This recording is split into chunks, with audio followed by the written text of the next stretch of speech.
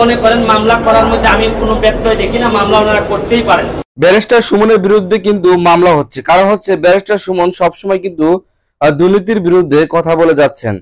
আর barrister Suman সাহেবের বিরুদ্ধে কিন্তু সকল ক্ষেত্রেই মামলা হচ্ছে। সবাই কিন্তু তাকে হুমকি ধামকি দিচ্ছে এবং কি তাকে মেরে ফেলারও হুমকি ধামকি দিচ্ছে। তিনি সংসদে এমপি হওয়ার সাথে সাথে কিন্তু সকল পর্যায়ে দুর্নীতির বিরুদ্ধে তিনি কথা বলছেন। তো চলুন বন্ধুরা আগে ভিডিওটি শুনে আসি যে কি কারণে তার বিরুদ্ধে মামলা হতে যাচ্ছে। সুপ্রিম কোর্টের আইনজীবী ব্যারিস্টার সৈয়দ সাইদুল হক সুমনের বিরুদ্ধে ডিজিটাল নিরাপত্তা আইনে মামলা হয়েছে। তার বিরুদ্ধে কিন্তু বিভিন্ন বিষয়ে মামলা হতে যাচ্ছে। সেটি হচ্ছে যে ব্যারিস্টার সুমন কিন্তু সকল পর্যায়ে দুর্নীতির বিরুদ্ধে কথা বলছে, যে কারণে তার বিরুদ্ধে কিন্তু সকল এমপি মন্ত্রী অনেকটাই ক্ষুব্ধ, যার কারণে তার বিরুদ্ধে কিন্তু মামলা হতে পারে এবং তাকে গ্রেপ্তার করতে পারেন।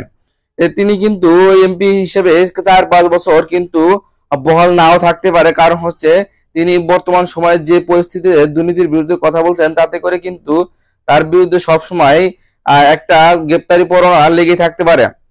আর সর্বোপরি তিনি কিন্তু ধর্ম বিষয় নিয়ে কিছু কথা বলেছিল, যার কারণে কিন্তু তার বিরুদ্ধে মামলা করা হয়েছে এবং যে কোনো মুহূর্তে তিনি কিন্তু গ্রেপ্তার হতে পারে। এই সমস্ত বিষয় নিয়ে কিন্তু ব্যারিস্টার সৈয়দ সাইদুল হক সুমন সাহেব কিন্তু অনেকটাই উদ্বিগ্ন রয়েছে। তিনি বলছেন যে যে কেউ মামলা করতে পারে, শুনুন তার মুখ থেকে। ওনারা যদি মনে করেন মামলা করার মধ্যে আমি কোনো ব্যত্যয় দেখি না, মামলা ওনারা করতেই পারেন। এবং তিনি বললেন যে যে কেউ মামলা করতে পারে, মামলা করার ইখতিয়ার সবারই রয়েছে। তিনি আরো বলে থাকেন যে আমার দেশের উন্নয়ন আমি করতে চাই, আমি জনগণের সেবা সবসময় করে যেতে চাই। কে আমার বিরুদ্ধে মামলা করলো, কে কি করলো সেটি নিয়ে তিনি পরোয়া করেন না। তিনি তার জনগণের জন্য উন্নয়ন করে যেতে চান। বর্তমানে তিনি কিন্তু প্রচুর পরিমাণে উন্নয়ন করছেন তার এলাকায়। সবচেয়ে বড় কথা হলো তিনি যখন সংসদে নির্বাচিত হন আর সেখানে কিন্তু বিপুল ভোটে নির্বাচিত হন, ইন্ডিকেটে পড়ে যায়, কারণ হচ্ছে তিনি বিপুল ভোটে নির্বাচিত হন তার প্রতিপক্ষের কাছ থেকে। সেই প্রতিপক্ষ কিন্তু ছিল আওয়ামী লীগের প্রার্থী, আর যার পরিপ্রেক্ষিতে তিনি কিন্তু তার বিরুদ্ধে লড়েছেন। এটি কিন্তু সবচেয়ে বড় আতঙ্কের বিষয়। সকল দিক থেকে তার বিরুদ্ধে কিন্তু একটা হুমকি ধামকি আসছে, আর তিনি সব যেহেতু অন্যায়ের বিরুদ্ধে কথা বলছেন তাতে করে আরো হুমকি ধামকি আসছে। কারণ হচ্ছে অন্যায়ের বিরুদ্ধে কথা বললে তার বিরুদ্ধে একটা হুমকি ধামকি হতেই পারে এবং ভালো মানুষের বিরুদ্ধে বর্তমান সময় কিন্তু অনেকটা গ্রেপ্তারি পরোয়ানা জারি হচ্ছে এবং অনেক মানসিক ভালো মানুষ কিন্তু জেল খাটছে এবং অনেকের কিন্তু ফাঁসিও হচ্ছে। এটা অলরেডি বুঝে গেছে বাংলাদেশের জনগণ, কারণ হচ্ছে দেখেন গত কয়েক বছরে কিন্তু অনেক ভালো ভালো মানুষও কিন্তু জেল খেটেছে। সেই পরিপ্রেক্ষিতে সৈয়দ সাইদুল হক সুমন সাহেব কিন্তু বলেছেন যে জেল খাটা বা কেস মামলা করা এটা আমার কোনো বিষয় না, এটা আমি মেনে নিতে পারি, তবু আমি দুর্নীতির বিরুদ্ধে কথা বলবো, জনগণের পক্ষে আমি কথা বলবো। তো ব্যারিস্টার সুমন সাহেব বর্তমানে যেভাবে কথা বলছে, আসলে কোনো এমপি মন্ত্রী সাহেব কিন্তু এখন পর্যন্ত এইভাবে কোনো কথা বলেনি। কারণ হচ্ছে তার যে কথা তিনি কিন্তু ডাইরেক্টলি সকল কিছু বলে যাচ্ছেন। তিনি কিন্তু কাউকে ভয় পাচ্ছেন না, সকল মন্ত্রী এমপিদেরকে ডাইরেক্টলি ভাবে ওপেনলি ভাবে চ্যালেঞ্জ করে বলছেন যে আপনি দুর্নীতি করছেন। আব্দুল সোবহান গোলাপ কিন্তু তার বিরুদ্ধে যে মামলা করেছিল সেটি আসলে তিনি বলেছেন যে তার যে সম্পত্তি, তার যে বাড়ি ঘর করা হয়েছে সেটির হিসাব তিনি চেয়েছিলেন। এই জন্য দুদকের কাছে তিনি মামলা করেছেন, যার পরিপ্রেক্ষিতে আব্দুল সোবহান গোলাপ কিন্তু তার বিরুদ্ধে 500 কোটি টাকার মামলা করেছেন।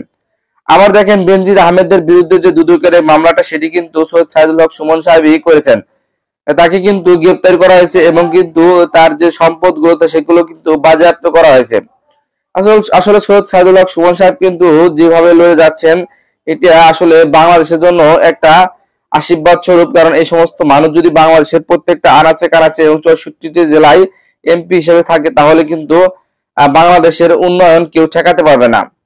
আমাদের প্রধানমন্ত্রীকে অবশ্যই দিক নির্দেশনা দিয়ে যাচ্ছেন সৈয়দ সাইদুল হক সুমন সাহেব। তিনি বলছেন যে প্রধানমন্ত্রী অনেক ভালো মানুষ, তিনি যেভাবে চাচ্ছেন সেভাবে যদি আমাদের এমপি মন্ত্রীগুলো কাজ করেন তাহলে কিন্তু দেশটা আরো উন্নয়ন হবে। তো দেখা যাক যে আসলে সৈয়দ সাইদুল হক সুমন সাহেব কি এই মামলা থেকে মুক্তি পায় কিনা আরো, এবং কি ভবিষ্যতে আরো মামলা হয় কিনা। তো যতটুকু ভাবে সৈয়দ সাইদুল হক সুমন সাহেব কথা বলছেন তার পরিপ্রেক্ষিতে বোঝা যাচ্ছে যে সৈয়দ সাইদুল হক সুমন সাহেবের কিন্তু আরো মামলা হতে পারে এবং তার ভবিষ্যৎ কিন্তু আরো অনেকটাই হতাশাগ্রস্ত হবে, কারণ তিনি সবসময় অন্যায়ের বিরুদ্ধে কথা বলছেন। তিনি কিন্তু অন্যায়কে আপোষ করছেন না, তিনি সকলের বিরুদ্ধে কথা বলছেন, যার কারণে কিন্তু তিনি বিপদে পড়ে যেতে পারেন। তো সৈয়দ সাইদুল হক সুমন সাহেব কিন্তু বলেছেন একটা কথা যে তিনি এমপি তো তার পেশা নয়, এমপির যে মেয়াদ রয়েছে সেটি 4 বছরের 5 বছরের করতে রাজি নন, কারণ হচ্ছে তিনি তবুও অন্যায়ের বিরুদ্ধে কথা বলবেন, তিনি জনগণের পক্ষে কথা বলবেন, এটি কিন্তু সবসময় তিনি বলে যাচ্ছেন। তো দেখা যাক যে আসলে কি হয়।